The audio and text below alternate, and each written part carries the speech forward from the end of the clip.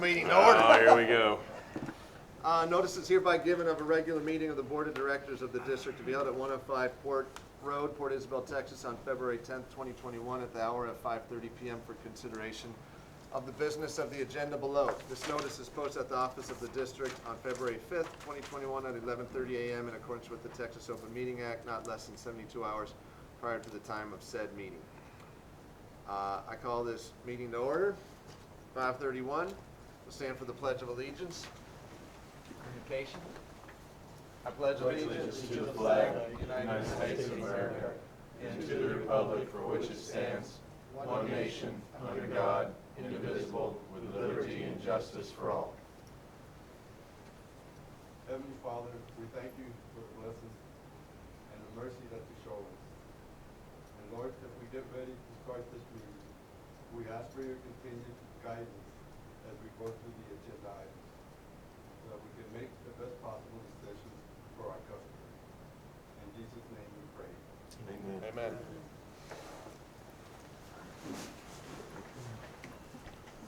Invitation to the public for public comments. Seeing none, we'll move on. Consider and discuss possible approval of the minutes for the workshop meeting and the regular meeting from January 27th, 2021. Motion approved.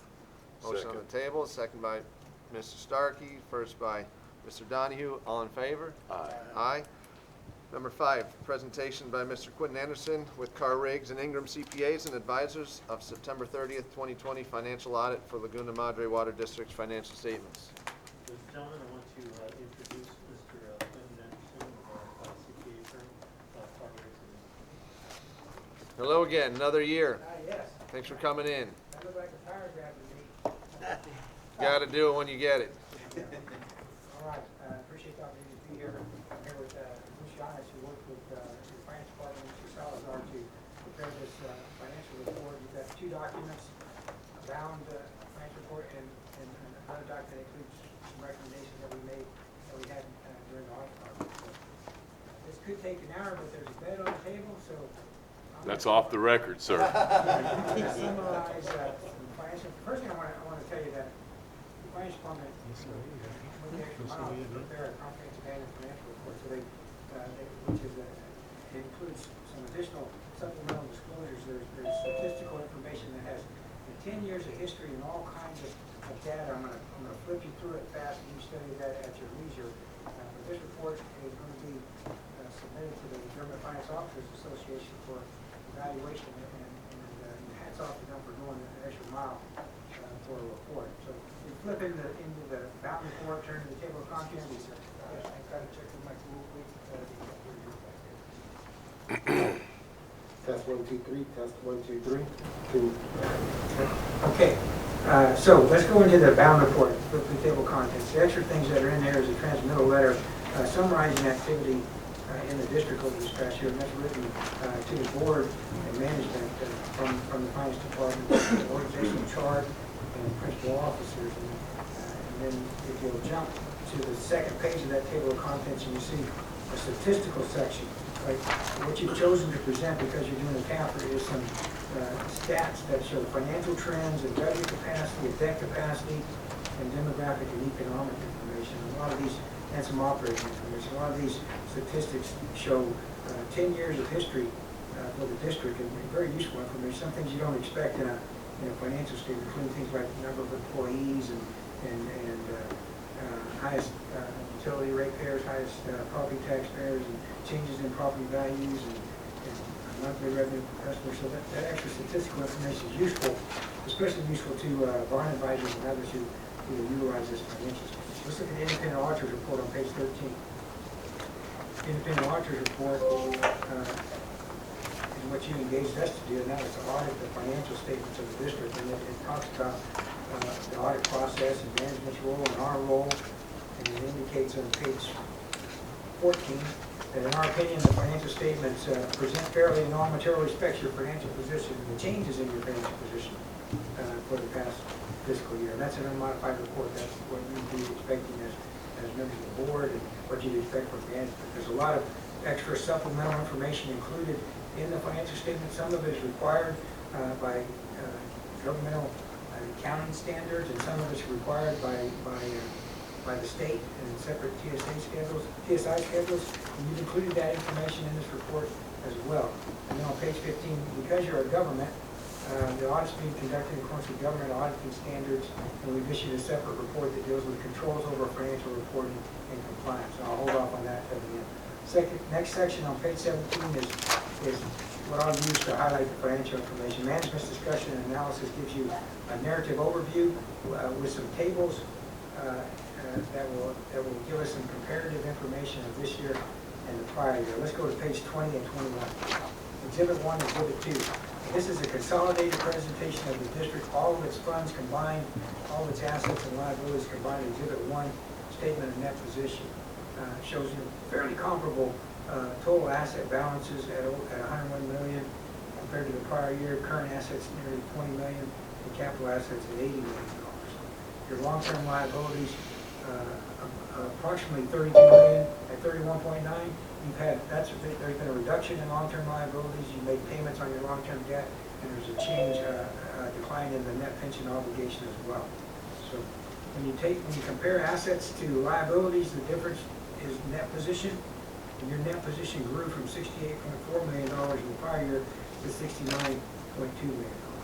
So the bigger net position is, the healthier your financial position, because you have assets less liabilities equals net position. So we can see how that position changed on page 21. There's a very consolidated and summarized presentation of your income statement, is what I would call it, statement of revenues. And it shows total revenues at $12.7 million, up about $500,000 from the prior year. Charges for services were up a little bit yet. I think you had a rate increase in water rates. The consumption was down a little bit, so there's barely any change in water revenue, but your wastewater service revenues were up, and that represents most of the increase in charges for services. And there was a scheduled rate increase on wastewater that you had laid out for a 5-year period, and that came into play and resulted in increased revenues. Quick question. Yes. Do you represent any other water districts, or, I'm sorry, do you audit any other water districts? Yes, we do audit the water district and in several municipalities that have water services. What is your opinion on us having a $10 million unrestricted balance? Strong, weak compared to other places, more? You're talking about unrestricted net position? Yeah, our net position, Right. yeah. So, I mean, that's basically our cash on hand, right? for the most part, that's a good way to think about it. Let's put that into a better perspective by turning the page to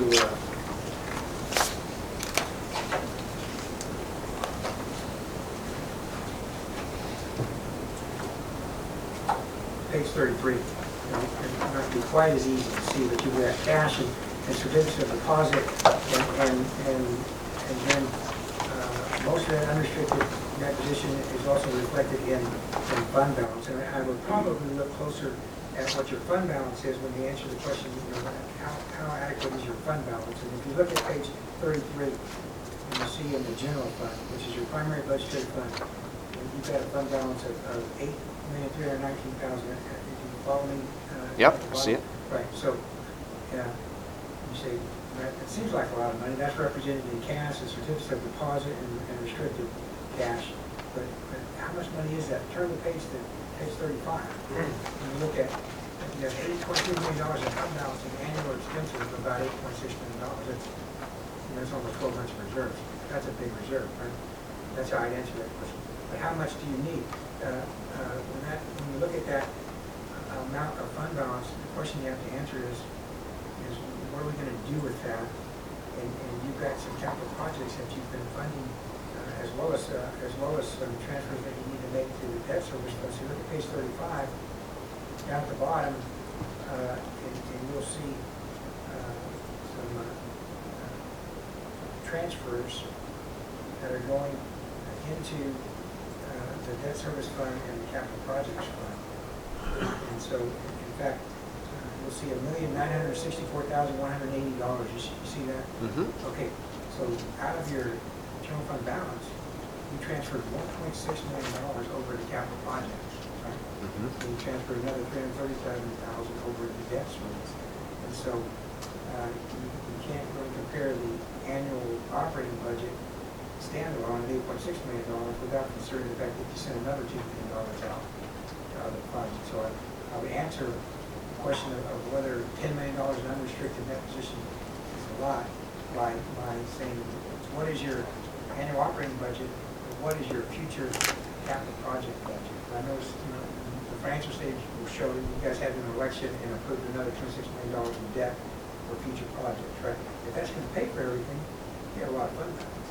If you're going to need, if that's only a portion of the projects that you have to complete, then you need to plan and maybe give some consideration to figuring out how much of your general fund balance needs to be actually transferred in capital projects. And I want to take you into your boundary report into Just Eddie, those are questions for later that I want you to Yes, address. yes. I Okay. think that's appropriate for the workshop that we Yeah. have scheduled. Absolutely. Unfunded projects. that Where, we- how much of that 10 million we have, where's it gonna go? If in 5 years we got 20 million bucks, I'd love to see that $10 million instead of, that's $10 million from the public. They'd probably like that $10 million in their bank accounts. So we just wanna always be keeping that in mind. We shouldn't be sitting up here someday like sitting on 50 million bucks because we've been making so much money over the years. We got to put it to good use, and at some point, question: are we bringing in too much money? It's a good problem to have, but that money is, instead of sitting in our bank account, could be sitting in their bank accounts. So I think it's important for us to consider at least. right. And so I want to take you to page 66 since we're still on topic. Some of the things you disclose, and this is. Under note 13, you've got some major commitments, and this doesn't count, the $26 million in projects that you issued debt for subsequent to your end. So you have $7.2 million in projects committed, not yet spent. So that's going to come out of capital projects fund, or that's going to come out of future surpluses in the general fund. But your analysis is correct. The role of the government is to provide essential services at the least cost possible, right? That's the point you're making. Yes, you got it.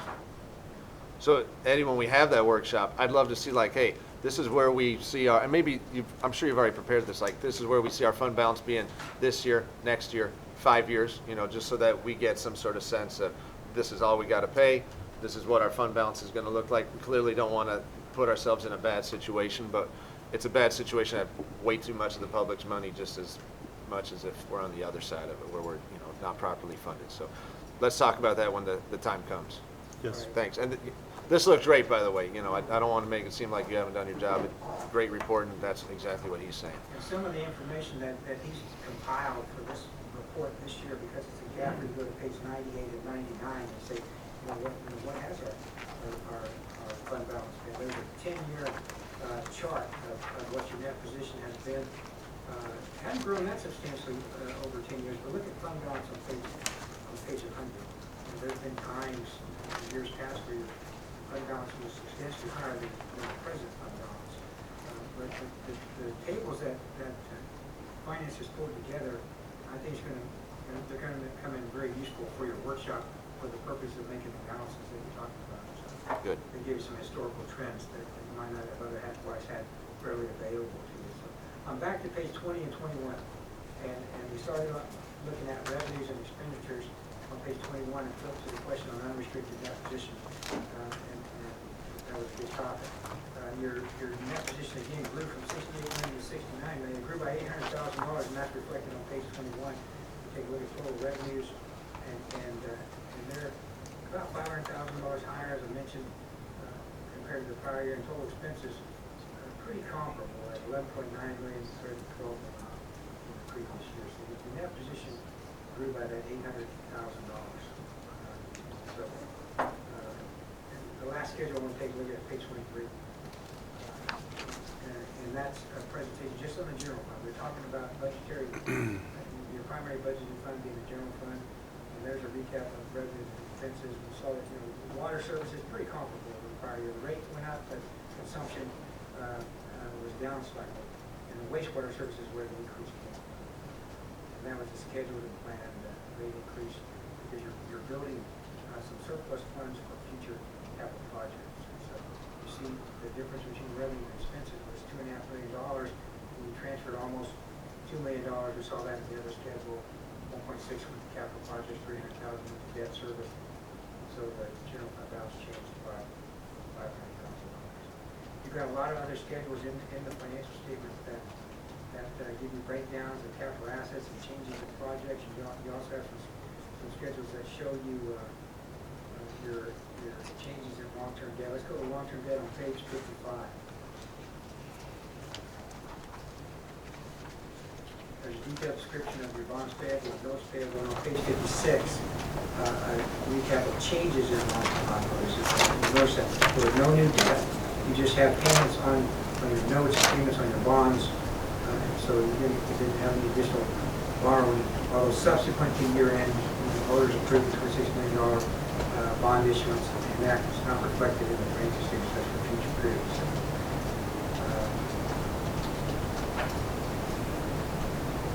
Again, there's a lot of schedules in the supplementary information, starting back at page 77, that are required to be presented. There's some good information on your investments and on your tax levy and on your bonds and the amortization schedule of those bonds over the next several years. And then after that comes the statistical information that we talked about having included in the report. I think it's going to be very useful. As I mentioned, page 97, you have financial trends and revenue capacity, debt capacity, and demographic information, and some other information. The last section of the report,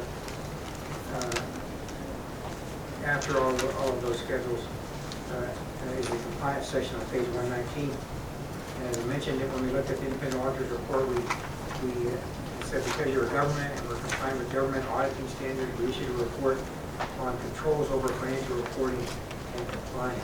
So this report indicates, as far as controls over financial reporting goes, those last three paragraphs are essentially a bunch of definitions on what a deficiency is and what a material weakness might be and what a significant deficiency might be. And it indicates in the last paragraph there, second to the last sentence, that we did not identify any deficiencies in controls that we consider to be material weaknesses. That's what you're expecting as board members, that's what you're expecting from management.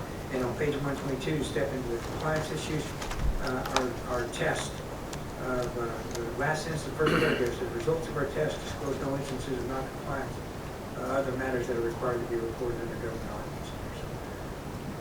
The financial statement reflects a fairly healthy financial condition. The control report didn't identify any material deficiencies, that's important, and the compliance didn't identify matters of non-compliance. So, I think the CAFR itself reflects well for the district. We had some separate communications that we've gone over with management that we present to the board, and much of this communication talks about the nature of information that's included in a report like yours, because you're a government. It talks about the role of the auditor under new sets of auditing standards, the management's role. It talks about the fact that there's some significant accounting policies that you've adopted. None of them unique to your district. They're unique to governmental entities, and the policies that you follow to prepare your financial statements in accordance with new accepted auditing standards are generally accepted accounting principles for local governments. So we do indicate that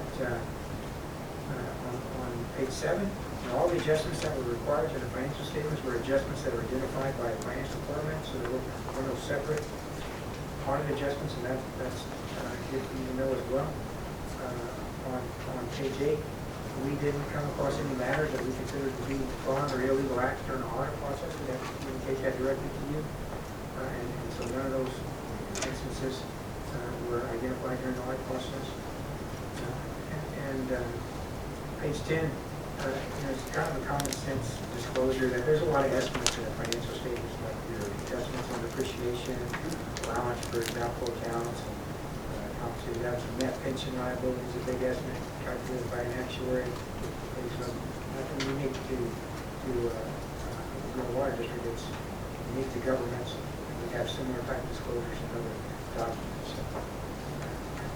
We turn to the back of this report, page 18, is the internal control matters that we discussed with management. Again, we didn't find any matters that we considered to be to witnesses. We had one recommendation dealing with the accounting close process. I think we were discussed that with finance and the jury manager. Made some recommendations about the closing process and year-end adjustment process. And you've provided, we made our recommendation on page 20. We agree with the recommendation of things that we'll do and to improve in that area. And we didn't consider that to be control efficiency. Make some recommendations that I think are easy for you guys to implement. That's it. And, Appreciate that report. Thank You you, did sir. fantastic. Do any board members have any follow-up questions? I do not. Thank you for your services.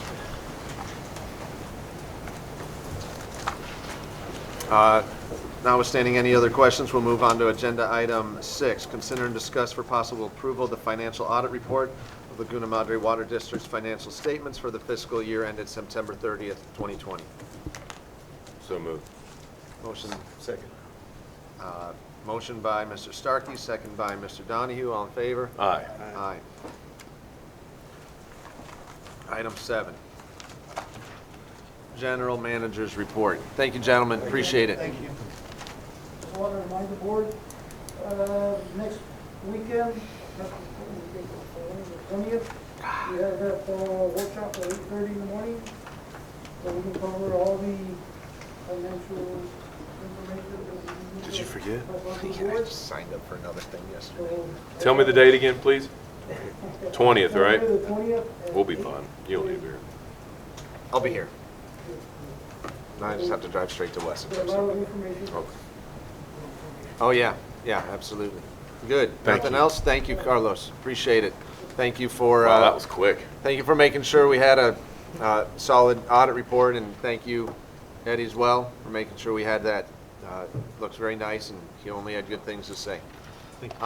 Agenda item 8, Raw Water Committee report. I'll take the lead on this one if you want.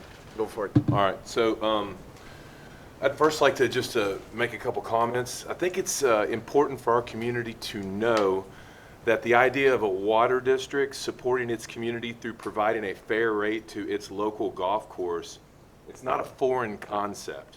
As a matter of fact, it's a common practice all over this valley, this state, and this country. A water district taking such a position supports its local community through helping promote economic growth through tourism, which is a big deal in our little community, and growth in the population of the community itself, which in turn creates a positive factor of future, water rate paying customers in a tax base that's growing. So with these things in mind, I would like to announce that after multiple meetings and much discussion with our staff and our attorney, Brian Hansen, it is the Raw Water Committee's recommendation that the Laguna Madre Water District extend the term of the current raw water rate contract with South Padre Island Golf Course to a term of 20 years.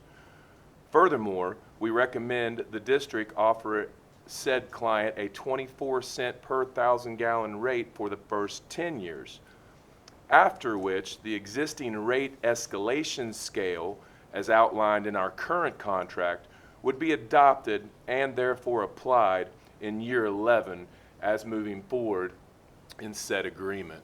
So I would like to make a motion of exactly that we provide this arrangement to our client, and then in hopes of looking at this when it comes back in the following meeting. Motion on the table? What's the current? The current arrangement is a 70-cent per 1,000-gallon, which was a negotiated rate from legal activities that occurred last year. And I think, in the heart of transparency, it's well documented, especially over the last 2 years, but you can go back into 3 years of board member meetings. This has been a hot topic for some time for this community. And it's this board member's opinion that I believe this is a solution that benefits our community as a whole and our water district. Dr. Lalonde, you had previously, when he's talking about the litigation, you had recused yourself from that. I'd recuse myself from that, so I'll recuse myself from any discussion and vote on this matter today. Yeah. Thank you, Dr. Lon. So for the record, Dr. Lon has recused himself of voting for this particular item. I move that we approve the item. Second on the table by Mr. Bowder. All in favor? Aye. Aye. Good. Is it my understanding that there's we'll adjust, that there's going to be another contract presented? Is that right? Is that part of what the motion Yeah, was? so that was, if I may answer that, and then you can correct me if I'm wrong, Attorney Hanson. So our motion that we just passed was to amend the current contract to make the term 20 years, the rate in the first 10 years 24 cents. Assuming the golf course accepts that. And present that to the golf course. And then you talk to them, and when the water district's done dealing with them, you know, we'll see what their position on the matter is. This is a recommendation to make an offer to the golf course. Yes, sir, exactly that. Thank you. Right, moving on. Item 7, Director of Operations report. Chairman, members of the board, presenting the service calls and call-outs for the month of January of 2021 in comparison with January of 2020. As you can see on the report, the number of calls dropped by number 30. Most of them were in the occupant change and disconnect customer, and that's in the distribution side. In the service call-outs for the collection also dropped by 46. In January of 2020, there were 95. In January of 2021, we had 49 service call-outs. And most of those were also in the preventive maintenance. And the pre-treatment lift stations, the number of activities jumped by 4, and they were pretty much consistent with what was reported in December of 2020. Are there any questions? No, sir, not from me. Thank you. Thank you. I do have one other item that I want to bring to the board, and that is the presentation of the electrical department. They were the only ones that had not come before the board to give you just a very brief summary of what they do and who they are. Okay, every other department has come in. So at this time, Jimmy?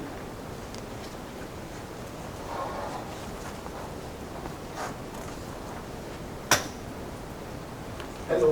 Hi. Hello. My name is Santiago Quintero, and I work for Laguna Water District. I got 34 years working with the water district. I'm the electric manager, and I got the opportunity to open the clerk, and he's the assistant manager, and he got 25 years working with the water district.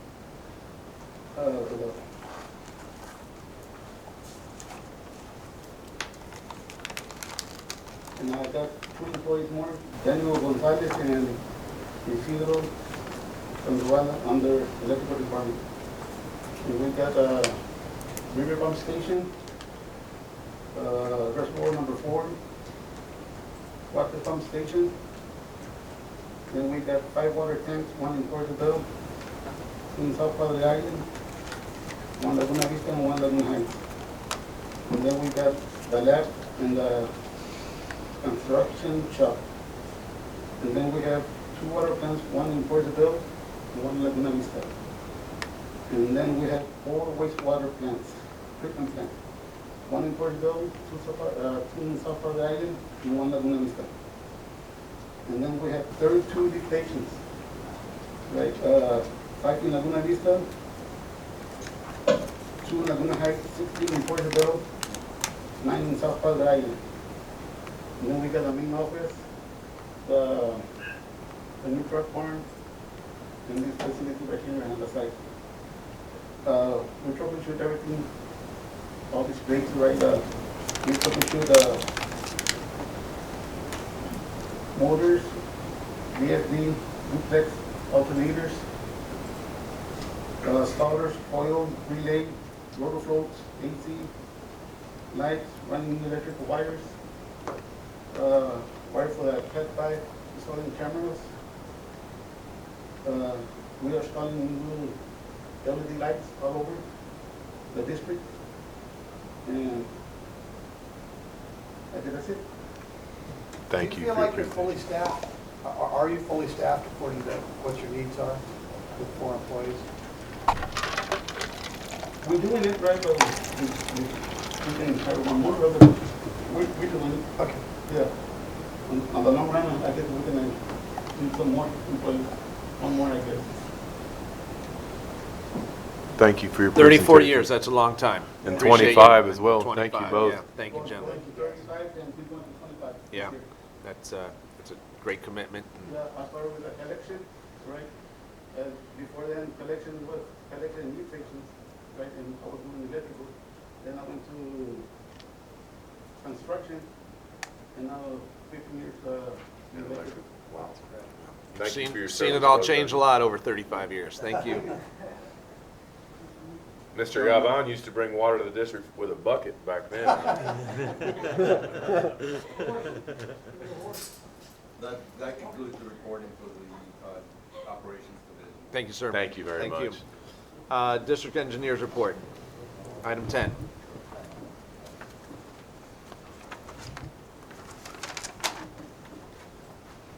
Charles, your reports always unfold like they're all. Yes. Well, I mean, this is the, you know, there were no summaries in this detail. It was the first one in a Gantt chart where with every line item shown. That's right. So you kind of see the details that are put in to determine our schedule for completion. And so just the first part of this is all of our lift station work tied to the Series 2019 review note. Just the way that Texas Water Development Board assigns the construction contracts as they assign numbers. So CID number 1 was the sewer plant that was already completed by CSA Construction.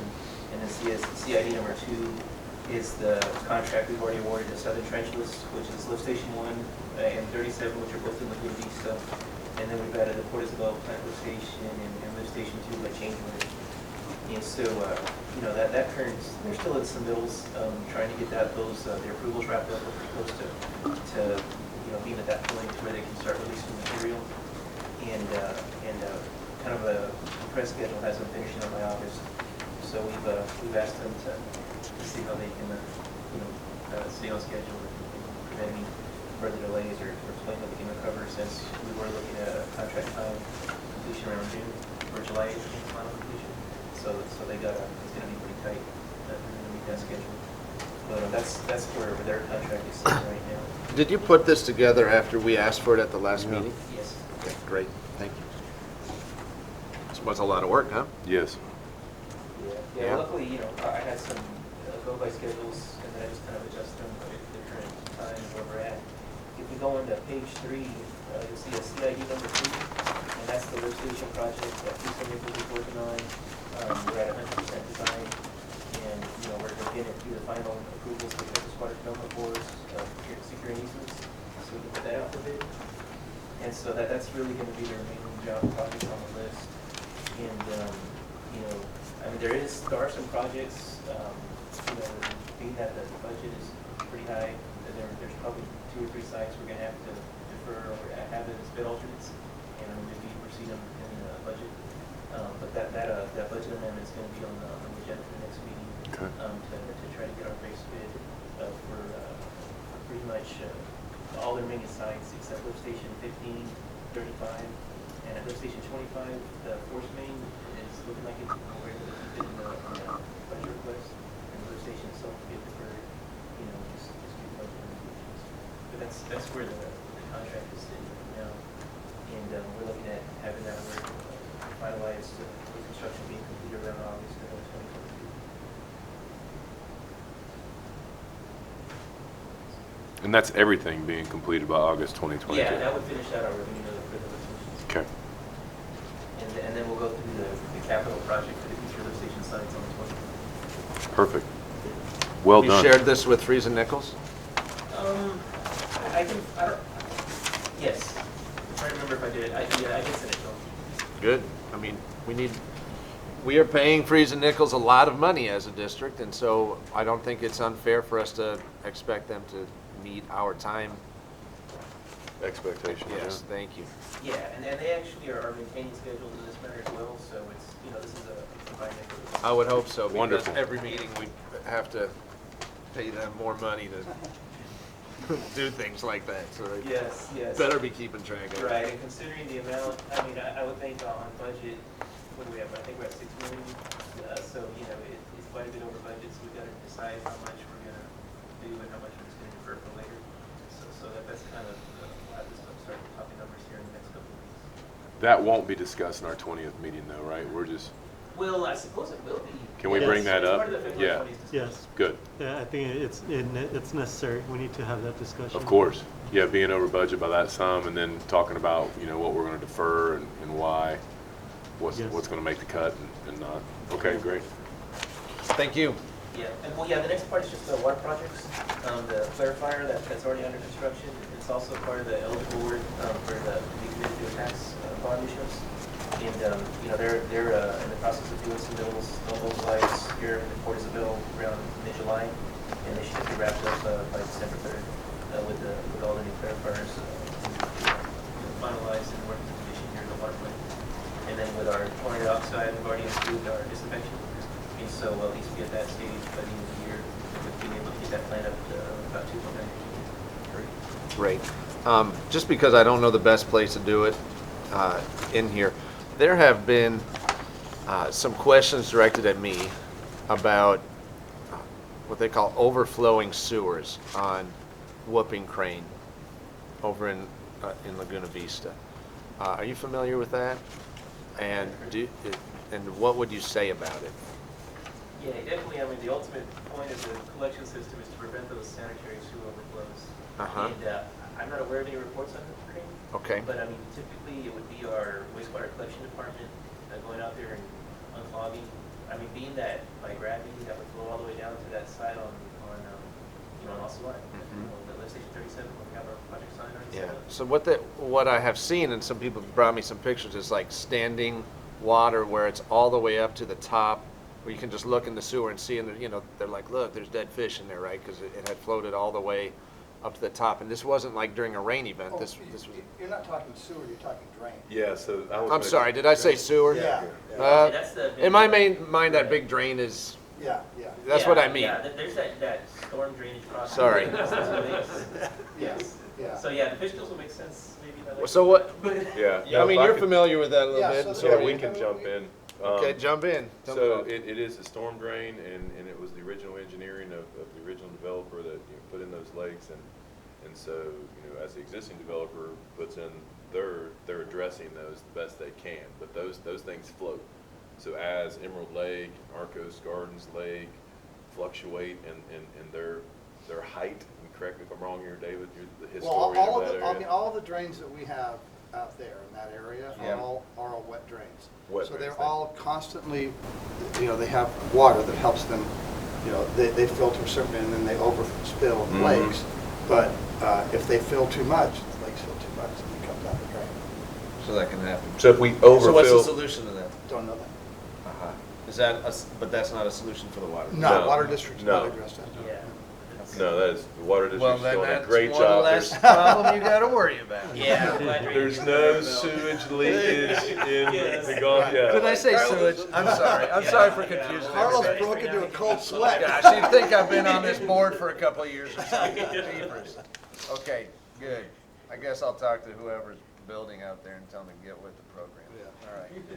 Yeah, remember we do have that reclaimed water permit, so we shouldn't be ever discharging from that lake because of the discharge from the sewer plant. Correct. So it needs to stay contained. I just thought, hey, great, there's fish right there. I grabbed them so I could use them as bait. All right, anything else, Charles?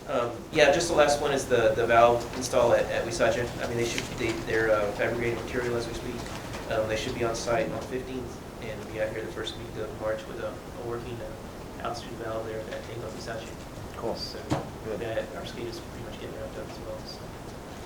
And then the future projects, since they're pretty far down the road, to try to go into a level of a Gantt chart. I just went ahead and included the path to secure funding with Texas Water, Development Board. Yeah, there is one point, I did add Laguna Boulevard after the fact. I have a schedule on here, and I guess, kind of a page on its own. So that feels kind of good because I already have a consultant preparing a proposal, which will likely, try to get the budget amended and take action on the February 24th meeting. And so if that stays on track, we should be looking at starting construction on the boulevard and the bypass at the causeway, around August, with completion by the end of the Sweet. I'll be off the island by then. That concludes the schedule. Thank you. Good, thank you, appreciate it. No other questions? No, sir. Great, all right, item 11, consider and discuss for possible approval the purchase of a 50 horsepower pump for the lift station 22. Members of the board, we are down to one pump on lift station 22. So we need, as per TCQ, as come before, we need to have 2 functional pumps in each lift station all the time. So we need to replace this 50 horsepower submersible pump. Staff is recommending board approval and award the contract to Precision Pump Systems for $25,671.79. Was this part of our budget this year? Did we No. plan on this? This is a new thing we This gotta is, get? something that happened, we need to replace. And are they they're on the buy board, so you didn't run this number by anybody else? Any other contractors? It is on Bivor, that means they already did all the procurement, and we're getting a quote.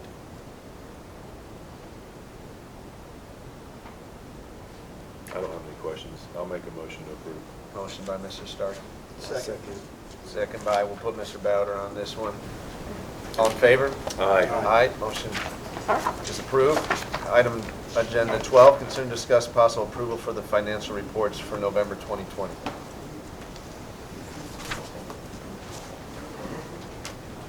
Anything to report?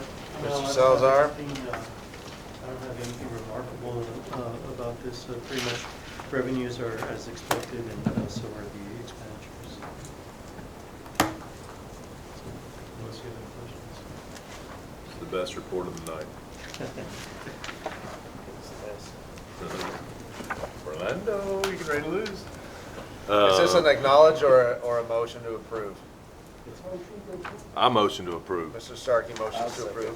Second by Mr. Donahue, all in favor? Aye. Item 13, consider and review expenditures from January 16th to January 31st. That's an acknowledge, This right? is an acknowledgement, so acknowledged by Board Member Starkey. Acknowledged, all board members have acknowledged, pending any other business, which I hear none of. We are adjourned. Motion to adjourn. Oh, wait, we have to motion for that? Yep, it got seconded by. Okay, motion by Mr. Starkey, second by Mr. Donahue. Adjourned.